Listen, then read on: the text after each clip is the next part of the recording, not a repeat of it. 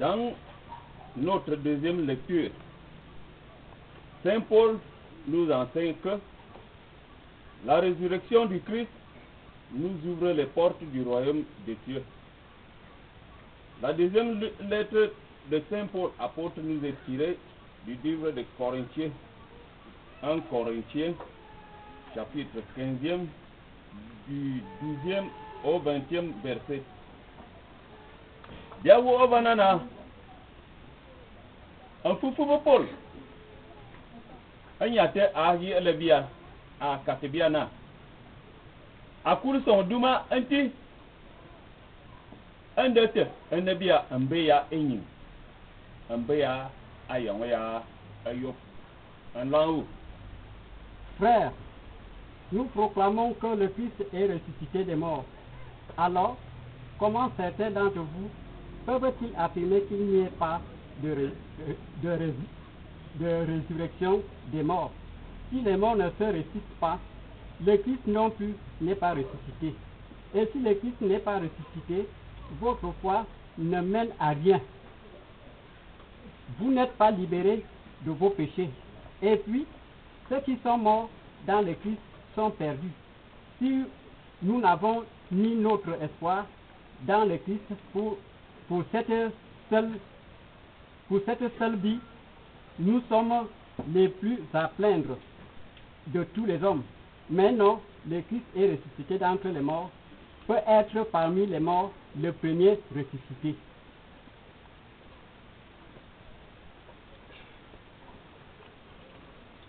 Anda, ngaki akatabanana, anga wuman boy abemi abajwaya na, woman mi wan ona mama. Gonga woman mi wan ona mama, ala teso ti sanji womu. Anga ti sanji womu, ona katana mbamba fawongan ona mama. Nguna na wona na fu ona mama. Abia yen bakan ti ya zambu bani misa. Amulinga kan tan fa ya zambu na minata womu. Nala teso ti anji womu. Anga ti anji womu. Nguna na wona ona mama. Ningana mi to mama be mana neti. Wona ba fa mama ya ko yo ba ti. Ba janga ya. Ngabinga to nji mi lem. Ba ki re ni jina itam. Ya da mu to be singongo. Re ya on ji ki ka wo me ya ngwan. Mbo me bu ma ya ba ban to yo. Aba ba jang. Ti anti adem enjoy.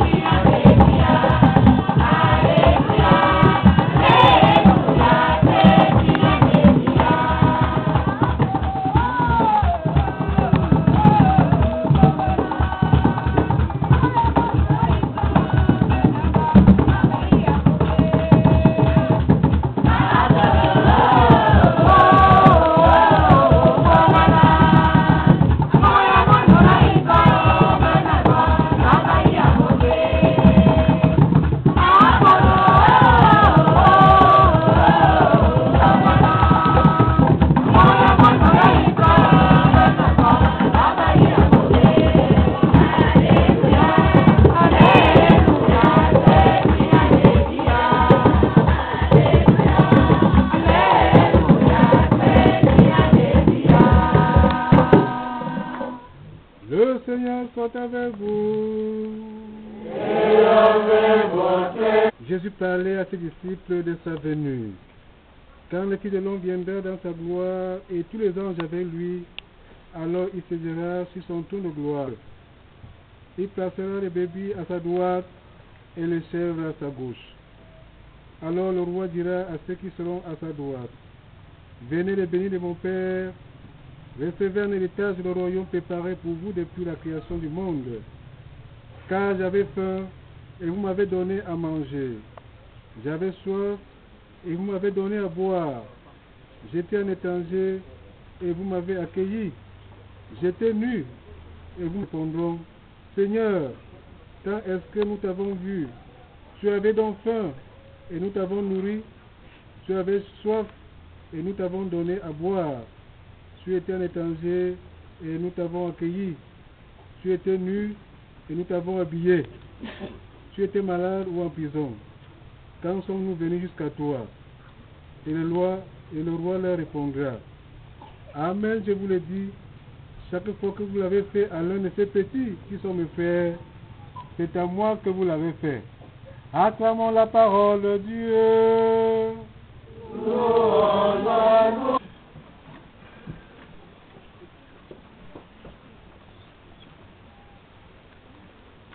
Excellent, monsieur le préfet, le sous-préfet, chers confrères dans le sacerdoce, le révérend père, révérend pasteur, chers fidèles du Christ, loué soit Jésus-Christ.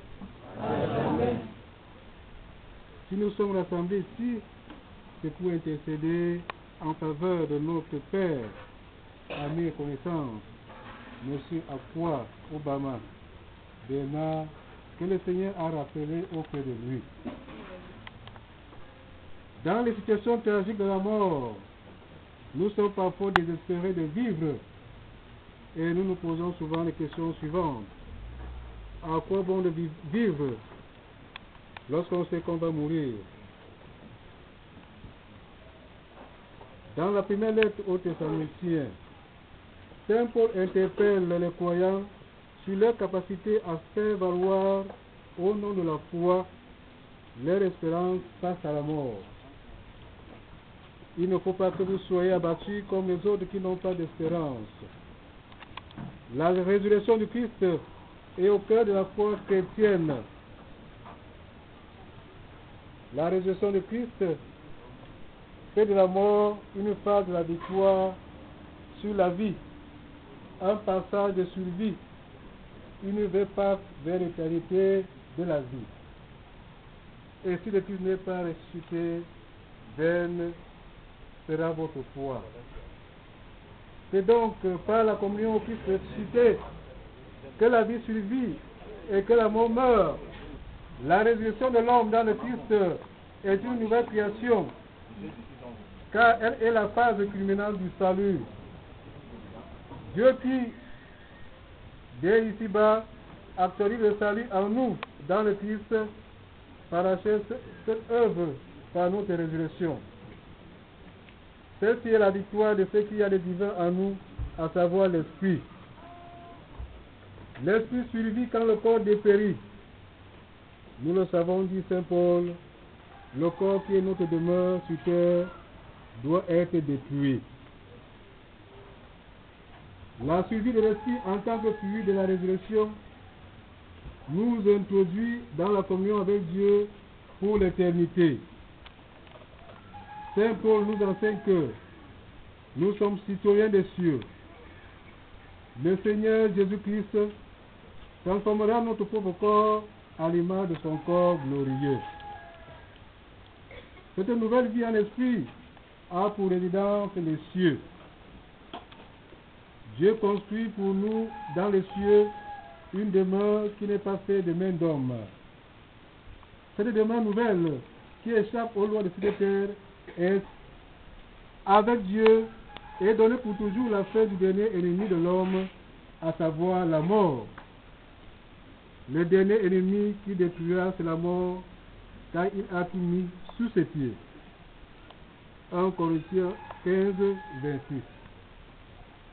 Tout ceci fait apparaître l'horizon de notre espérance, celle de tous les chrétiens. Cette espérance donne un sens à notre vie et à notre vision de la mort. Ce qui est primordial, c'est la foi au Christ, par qui nous assumons notre destin humain. Cette foi au Christ dans sa plénitude, fait notre totalité. Saint Paul nous aide quand il écrit: si nous vivons pour le Seigneur. Et si nous mourons pour le Seigneur. Car le Christ est mort et est revenu à la vie pour être le Seigneur des morts et des vivants. C'est dire, chers frères et sœurs, que la vie et la mort appartiennent tous à Dieu. Avec lui, chacun de nous vit une communion profonde que personne ne peut ébranler. Qui pourra nous séparer de l'amour du Christ? S'interroge Saint Paul. Rien ne pourra nous séparer de l'amour de Dieu manifesté en Jésus-Christ, notre Seigneur. Des êtres terrestres et célestes. Il convient de savoir que nous ne sommes pas sur la terre pour nous préparer à la mort. Mais notre destin, quoique marqué par les effets pervers du péché originel, est déjà dans les mains du Christ. Les souffrances de ce monde renforcent notre conviction que la vraie paix et l'harmonie sont possibles uniquement dans le Christ. Nous ne devons pas avoir peur des souffrances de ce monde, ni de la mort, car elles sont passagères. C'est la raison pour laquelle Saint Paul ajoute: il n'y a pas de commune mesure entre les souffrances du temps présent et la gloire de Dieu manifestée en Jésus-Christ. Romains chapitre 8, verset 18. Nous croyons que si nous sommes passés par la mort avec le Christ, avec lui, nous vivrons. Car en Jésus-Christ, l'amour de Dieu nous est garanti et la victoire sur le péché nous est donnée. Le Christ est mort pour nous et il nous a réconciliés avec Dieu, son Père, pour l'éternité. Bien-aimés du Seigneur, le chrétien porte donc en lui ce trésor de foi qui explique ses choix de vie et de consécration et surtout sa mission sur la terre, qui est de donner le Christ à tout homme pour que toute l'humanité soit héritière du salut en Jésus-Christ. Monsieur à quoi Aubin Bénard a témoigné de cette foi au Christ durant toute sa vie. Comme président du conseil paroissial, il s'est attelé à l'épanouissement de notre vie chrétienne, de la jeunesse chrétienne, la jeunesse paroissiale. Il était assidu à la messe, il participait au projet de la paroisse, la réhabilitation du presbytère à Loum et bien d'autres choses. Il donnait le dernier de culte. Je me souviens, lors du dernier conseil paroissial, ici même à Melangue, il a payé le dernier de culte de 2013 et de 2014. Qui parmi vous peut faire cela? Payer le dernier de culte de 2014. Voilà un exemple de témoignage de foi. Une foi authentique. Une foi qui se vérifie par les œuvres. La lettre divine dit. Ce n'est pas seulement la foi récitée. Je suis chrétien, mais il faut montrer les œuvres. Les œuvres. Zamba yimimboan, doit me dire pourquoi on doit me dire on va Kamurayo, on va faire à Barbe de Zamba. C'est ça le plus important. Manifester l'amour de Dieu à travers notre vie quotidienne. Allez mimboan, yimi le Christian. Ainsi que nous n'avons pas dit Zamba. On va dire Zamba. Ma vie n'est yoke. Afar ma ibijiri Zamba, bakalma vekuo. E kabeni ibijiri Zamba. Popo ni ibijiri Zamba. Afar ma ibijiri nyolenti.